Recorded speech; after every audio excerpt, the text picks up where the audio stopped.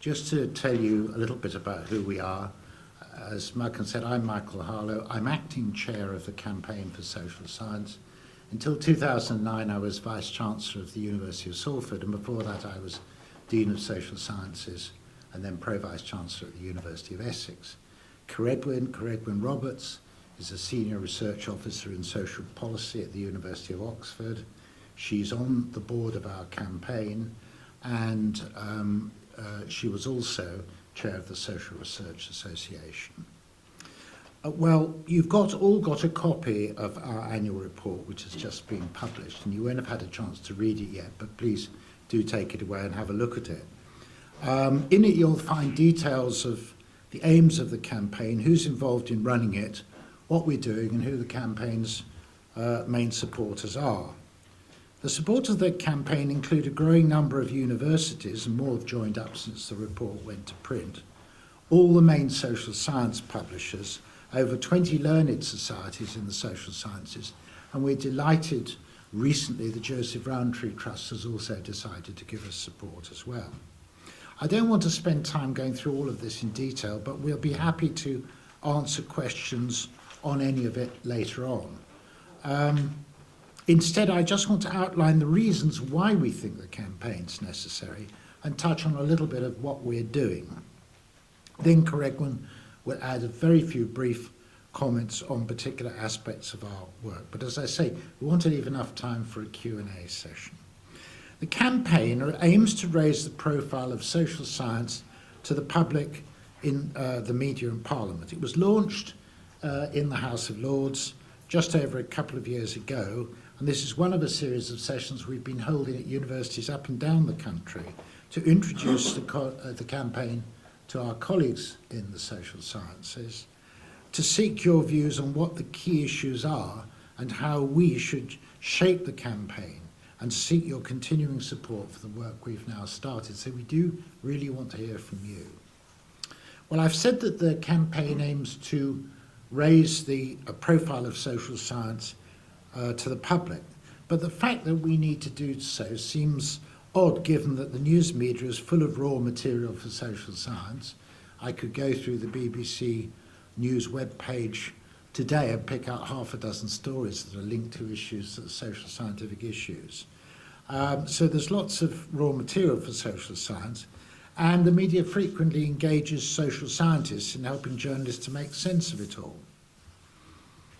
At the launch of the campaign, our President, Howard Newby, reflected on this and suggested that we in the social sciences are now in a situation where the science, technology, engineering and maths, the STEM subjects, were about 15 to 20 years ago. Then they felt undervalued and underappreciated. They recognised that there was a lack of public understanding of what the STEM disciplines contributed to society and its development. And among other responses to this, a group of scientists formed a body which was originally called Save British Science. Some of you may remember it. It's now renamed rather more respectably, the Campaign for Science and Engineering. And anyway, it's been a very effective lobbyist and publicist for STEM.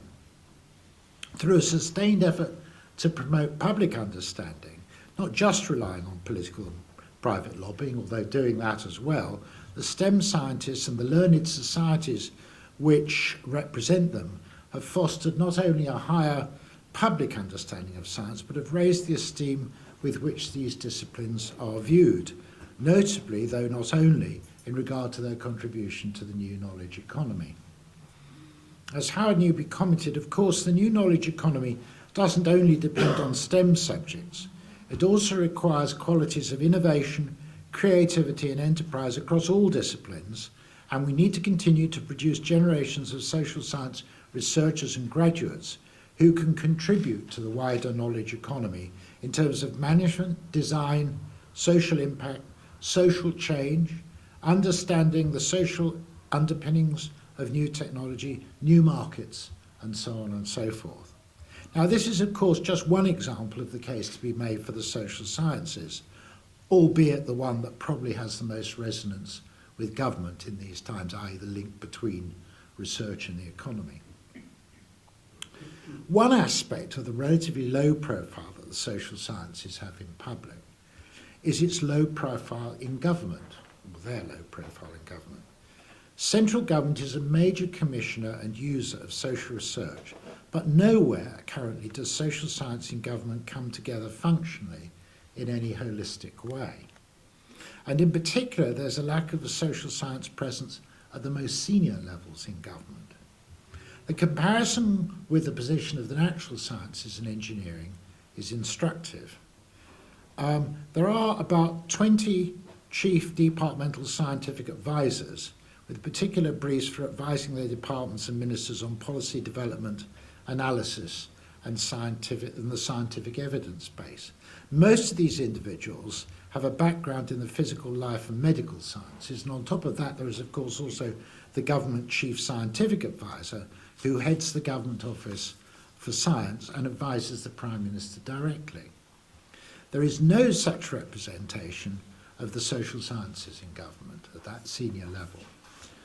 But since the campaign started, we've been busy lobbying hard for this to change, along with others, of course, and I'm delighted to tell you that we've recently learnt informally that there is going to be an announcement soon that there will be a chief social science advisor to government.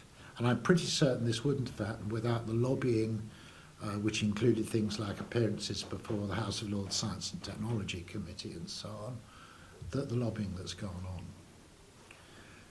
So there is a second element also to the case we have to make, not just the utility of the social sciences to the United Kingdom, but also their excellence.